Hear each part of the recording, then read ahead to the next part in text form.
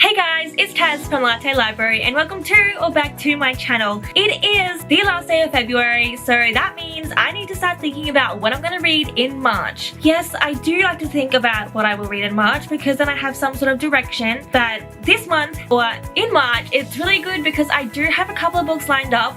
I have been sent a couple of books from publishers and I have to read them, review them, but these are books that I've chosen, so it's like really good because I actually really want to read these books. So I've only chosen 3 books so far. I don't like to select the whole, I don't like to select all books that I want to read in a month just because I feel like I tend to be a mood reader and sometimes I'll just see a book on either Amazon or Audible where I'm like, you know what, that sounds kind of good. I think I want to read that, and then I'll just pick that up and read it. But first things first, the first book I actually really genuinely want to read this month, and I admit I have just started though, is His and Hers by Alice Feeney. When I actually picked up this book, or when I requested this book, I didn't even recognize the author, but I did read a book of hers in February, Sometimes I Lie, which totally got me. I did rate it, I did rate it 3 stars, but I loved it, and I did say that I definitely think that people could rate it 5 stars. So to think that I just read a book from an author that I read a book for, I'm like, this is really cool, it must be a sign. So here I am starting off my reading month with a psychological thriller. Surprise, surprise.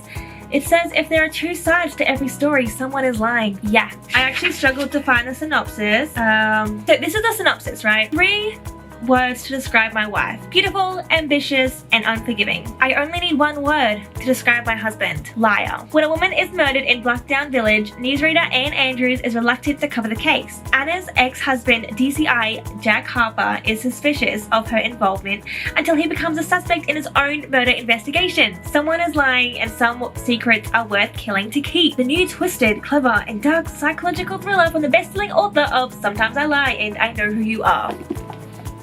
I am so excited. I have read a couple of chapters and am I completely hooked? I just want to keep going? No, but I'm definitely intrigued. Definitely intrigued. Even AD read the synopsis and he's like, I want to read this. Have you read this yet? I'm like, no, I just got it. But he will read it afterwards, and that's a good sign. When your significant other, who doesn't normally read, is like, I actually want to read that, you just know it's a winner. The next book, and I received this book, this advanced reader copy by HarperCollins Australia, and this book is out on the 30th of April 2020, so stay tuned. I will do a review of this book once I finish reading it. The next book I also received from HarperCollins in the same package because whatever. They had a selection of books and a couple of them were thrillers. I'm like, yep. I just want the thrillers. Give them to me. This is called Precious You, and I love the cover. It says, pretty you, darling you, special you, precious you, fuck you. I'm like, sweet, I'm here for this. A bit about it. They say revenge is a dish best served cold, but it tastes sweetest when it's cooked slow. Precious You is perfect for fans of Ali Lane's Good Me, Bad Me, Sarah Vaughan's Anatomy of a Scandal, Harriet Lane's Her, and dark TV dramas You and Dr. Foster. A darkly compulsive debut thriller about the sinister relationship that develops between 2 women when their personal and professional lives collide. I am here for the drama. I'm totally here for it. Real life drama, no. Fictional drama, yes.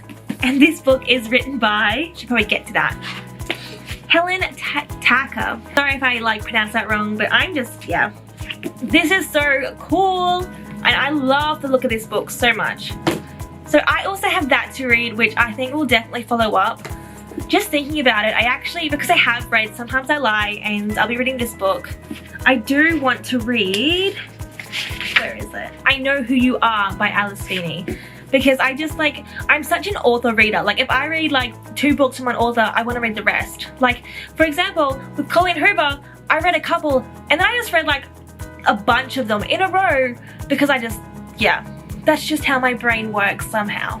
But technically that's 3 books already. I don't even know what I Know Who You Are is about, but I'm pretty sure it's a thriller, so I'm probably already here for it. And last but not least is Unpregnant by Jenny Hendricks and Ted Kaplan. This is soon to be a movie apparently, which I didn't realize.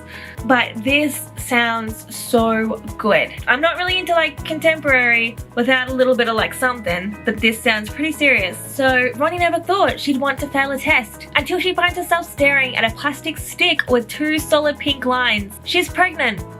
With her college future fading before her eyes, Ronnie has to make a tough choice, an abortion. But the closest clinic is over 900 miles away. Faced with a treacherous boyfriend and no car, Ronnie turns to one person who won't judge her ex-best friend Bailey. What could go wrong? Not much, apart from stolen cars, crazed ex-boyfriends, aliens, and the pain and heartbreak of a broken relationship. Honestly, when I read this, I just read the synopsis, I'm like, wow, this sounds like a book that could totally get to me. And that's why I want to read it, because I think it would totally get to me. And I feel like I just had this inkling that it'll have like a really good message. So I'm really excited. I received this book from Scholastic Australia, which thank you so much for sending this my way. I was like nervous I wouldn't get it because there's not always a lot of copies to like hand out from publishers. So when I do get one that I really wanted, I'm just so grateful, like so freaking grateful. But this book comes out in April 2020. It doesn't actually have a date. They give you like a sheet of things or information.